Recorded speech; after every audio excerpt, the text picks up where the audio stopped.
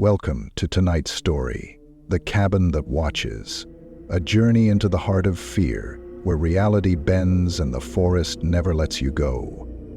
Turn off your lights, put on your headphones, make sure you listen until the very end. Some stories change you forever. Now, let's begin. It was supposed to be a quick escape from the city. David had found the perfect cabin listed online, a small wooden house deep in the forest, isolated, peaceful, the ideal place to spend a weekend away from the noise. It wasn't expensive either. In fact, it was suspiciously cheap. But he didn't care. After months of stress at work, he needed this. The drive took almost 4 hours. As he turned off the main road onto a narrow gravel path, his phone lost signal. Typical, he thought. He followed the winding road, deeper into the woods. The trees grew thicker, the light dimmed. When he finally arrived, the sun was beginning to set. The cabin looked exactly like the pictures. Small, rustic, a little weathered but charming. A dusty porch, 2 rocking chairs, windows shuttered. He parked the car, grabbed his bag, and walked up to the door. The key was supposed to be under the mat. It was. He unlocked the door and stepped inside. The air was cold and smelled faintly of wood and something else, something musty. He found the light switch and flicked it on. The lights buzzed to life. Inside, the cabin was basic but cozy.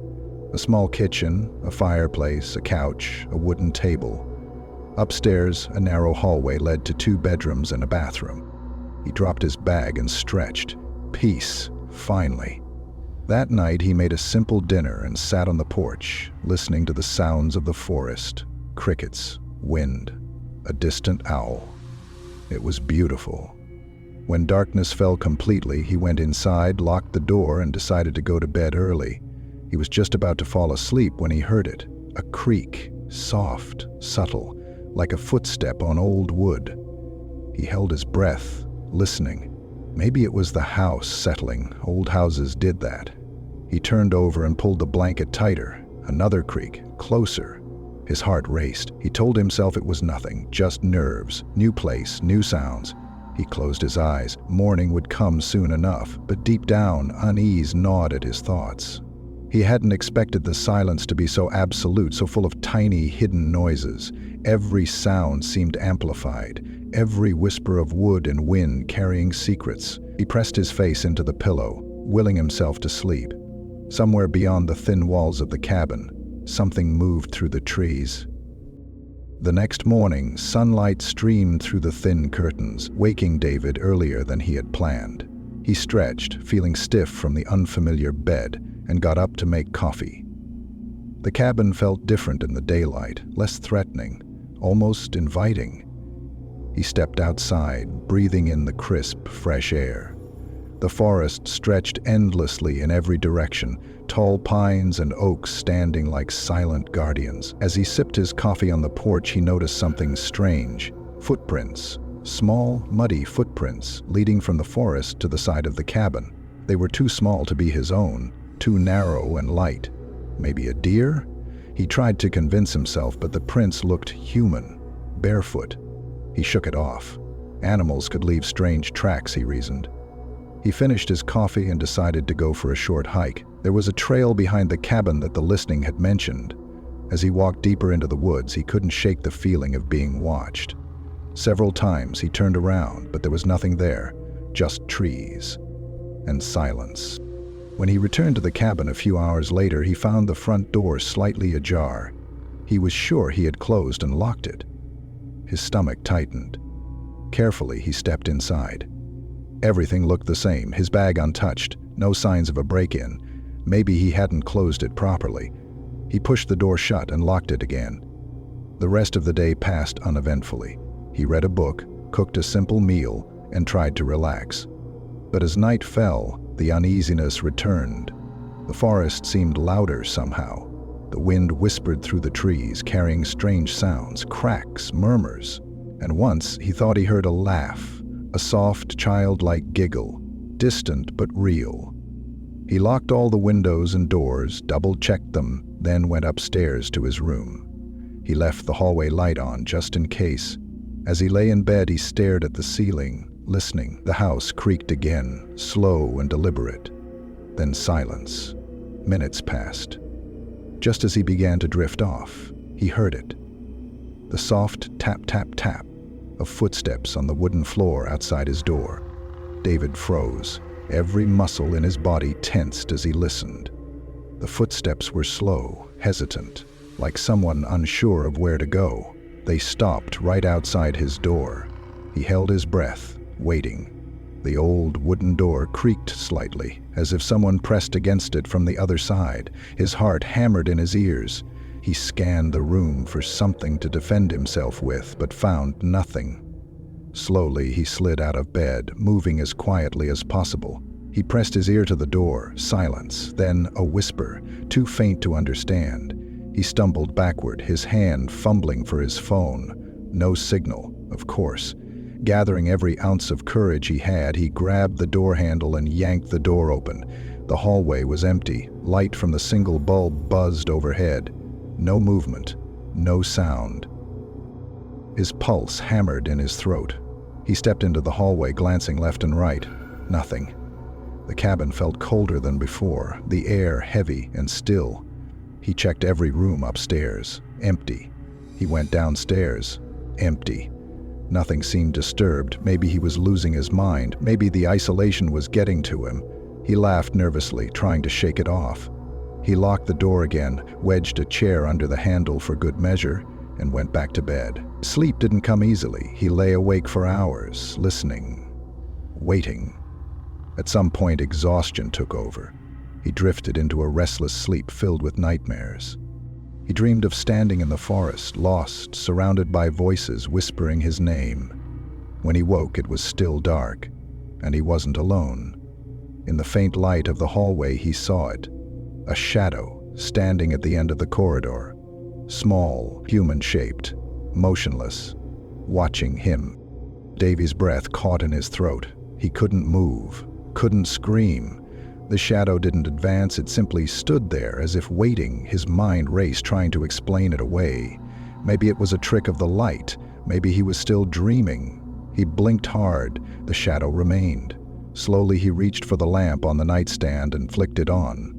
The warm light flooded the room, and the hallway was empty. No shadow, no figure, nothing. His heart hammered painfully in his chest. He didn't know whether to feel relief or deeper fear. He got up, his legs trembling, and checked the hallway again. Still empty. He went downstairs, checked all the locks. Still secure, still alone. At least, that's what he tried to believe. He barely slept the rest of the night. When morning finally came, he packed his bag, ready to leave the cabin behind. He loaded everything into the car, trying to shake the feeling that he was being watched from the trees. When he tried to start the car, the engine sputtered and died. He cursed and tried again. Nothing. It was dead. He popped the hood, fumbling with the engine, but he didn't know anything about cars. He was stuck. No phone signal, no neighbors, no help. Panic began to rise in his chest. He would have to walk, find a road, find someone. He grabbed his backpack, stuffed a bottle of water inside, and set off down the gravel path. The forest loomed around him, dense and suffocating. Every crack of a branch, every rustle of leaves made him jump. After what felt like hours, he stopped. Something was wrong. He didn't recognize the path anymore. The trees looked different, closer, taller. He turned around, and the path behind him was gone. Only thick, endless forest. He spun in circles, heart pounding. He was lost, truly lost. David forced himself to calm down. Panicking wouldn't help.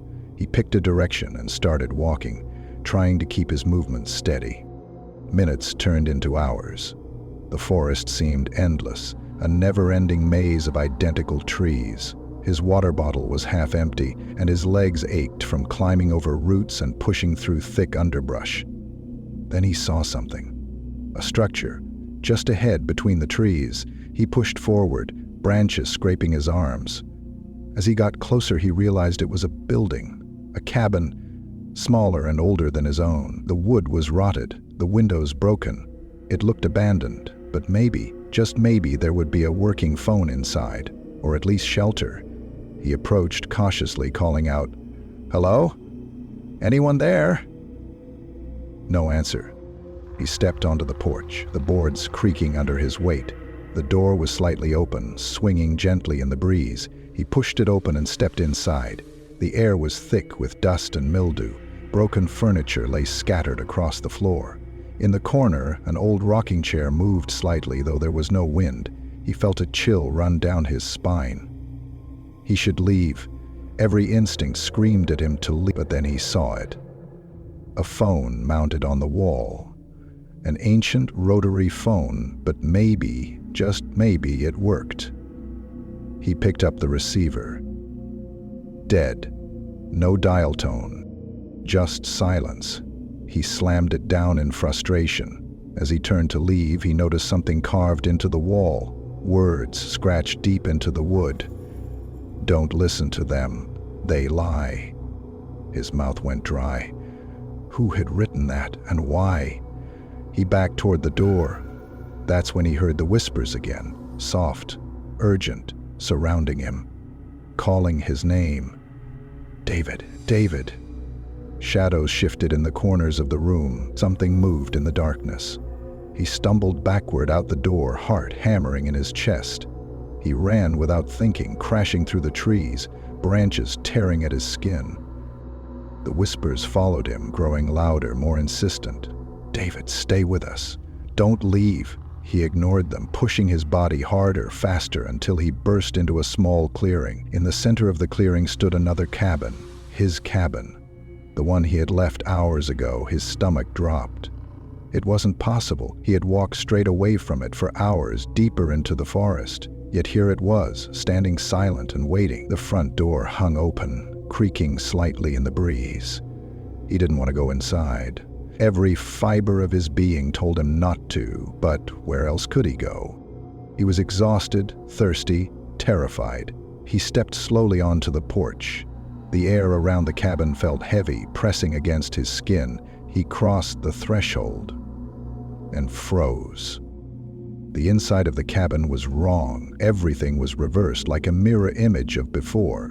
The furniture, the fireplace, the stairs, everything was on the opposite side, and the air was colder, much colder. He backed away, but the door slammed shut behind him, locked, trapped. The lights flickered, and for a moment he saw them, shadows, dozens of them standing along the walls, thin, hollow-eyed, reaching out toward him. "Welcome home," they whispered in unison. David bolted for the stairs, taking them two at a time. He needed to find a way out. Upstairs, the hallway stretched impossibly long, lined with doors that hadn't been there before. He chose one at random and threw it open. Inside was a small room, empty except for a mirror. In the mirror, he saw himself, but twisted. His reflection smiled, a wide, unnatural grin, and beckoned him forward. He slammed the door shut and stumbled back into the hallway. The whispers were growing louder. The shadows were coming. He turned and ran, not caring where he went. Doors slammed shut behind him as he passed. The hallway twisted, bending in ways that made no sense. Finally, he saw a light ahead. A door. Salvation. He threw himself against it, bursting out into the forest once more. The cold night air hit him like a slap. He ran, never looking back. The whispers faded behind him, growing weaker until they were gone. When he finally stopped, gasping for breath, the cabin was nowhere in sight. Just endless trees and the faint glow of the rising sun. He didn't know where he was. He didn't care. He was free. Or so he thought. Thank you for listening to The Cabin That Watches. If you enjoyed the chills and the mystery, don't forget to subscribe for more scary stories. We'll be waiting in the dark.